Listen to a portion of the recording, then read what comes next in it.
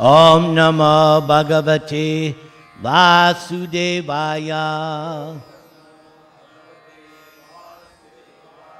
Om Namo Bhagavate Vasudevaya.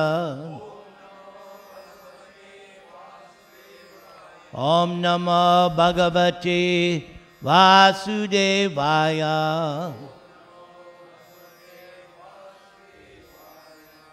So the next one, Narada Muni, in the 7th canto of Srimad Bhagavatam, is instructing Maharaj Yudhishthira. The occasion was the Rajasuya sacrifice. At that Rajasuya sacrifice, Yudhishthira was acknowledged as emperor of the world. And all the great kings, rishis, and demigods came to that Rajasuya sacrifice.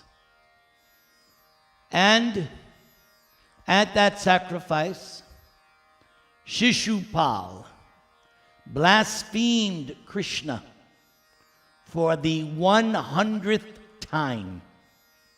And that was the expiration date of Shishupal. He was allowed 100 blasphemies, but after that, so when the idea was Sahadev, one of the twins, Pandava twins, Sahadev stood up because in the sacrifice there is this ceremony called Agura Puja. And that Agura Puja was who is the most or first person to be worshipped. Now keep in mind, there were great rishis there. Brahma, Shiva, many of the devatas were there. And Sahadev stood up and said, all of you, I think you will agree with me that the first person should be worshipped here is Krishna. And everybody agreed, everyone except Shishupal. He could not stand it. And he stood up and said, Krishna, there are so many other people more worthy. We have great demigods. Krishna, no, I cannot, no. So everybody, the Kshatriyas, getting very angry at Shishupal. And Krishna could see, there was going to be a bloodbath. So Krishna didn't want Yudhishthira's sacrifice to be disturbed. So Krishna just happened to have his Sudarshan chakra. And it cut off the head of Shishupal. But then everybody saw the spirit Atma, the soul of Shishupal, like a meteor, came out of his body and entered Krishna's body. Everybody saw it. So Yudhishthira was sitting near, Narada was sitting near him, and he said, what did just happen? What happened? Can you explain? So Narada began to explain how Shishupal had previously been Ravan, and before that he was Hiranyakashipu, because he had been cursed 3 times to take birth as an enemy of the Lord. And then he would be reinstated in his position along with his brother Vijay at the 7th gate of Vaikuntha. So after explaining that, Yudhishthira, you all know, Yudhishthira was known as Dharmaraj, the personality of religion. So Yudhishthira asked Narada, please explain to me what is a proper brahmachari, what is a proper grihastha, vanaprastha, sannyasi.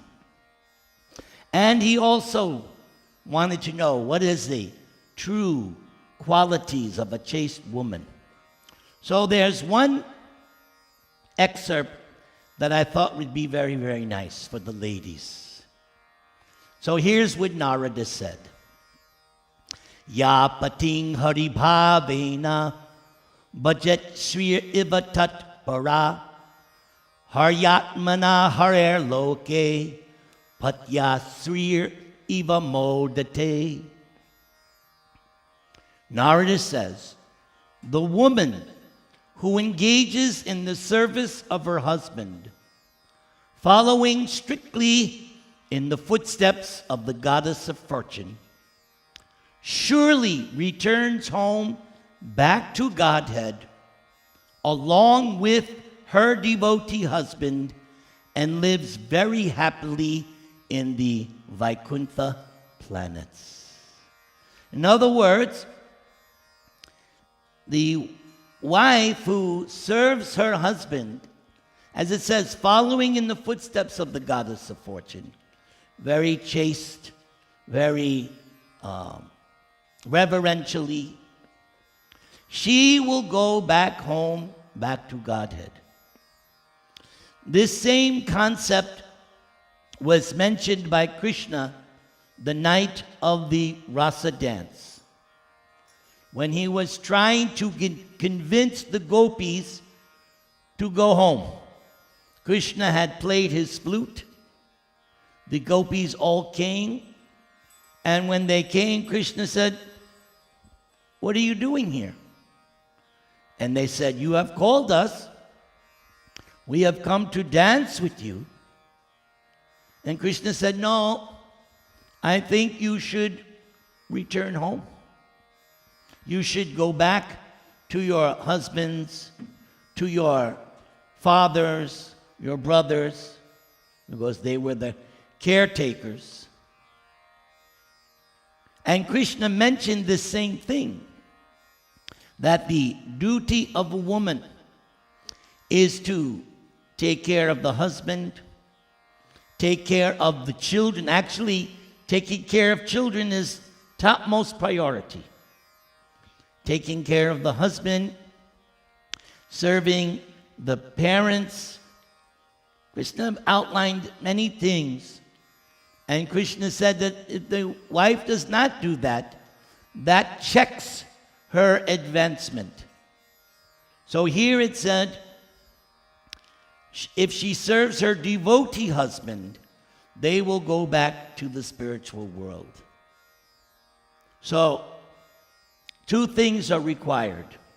The husband is a devotee, and the wife is a devotini. If they both work together, mutual cooperation. It's not one-sided. Actually, the idea is the husband gives full protection to the wife, and the wife also protects the husband. How does the wife protect the husband?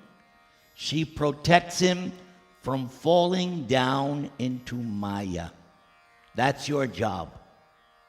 And husbands, your job is to protect the wife so that she does not fall down. So you're working together as a team. A marriage is a team effort. It's not about what have you done for me. It's about what can I do for you. That is the secret to a good family. What can I do for you? I'll let it rest for now. We have one more excerpt to go. And now, the local home favorite, back from his vacation, Raghunandan Maharaj.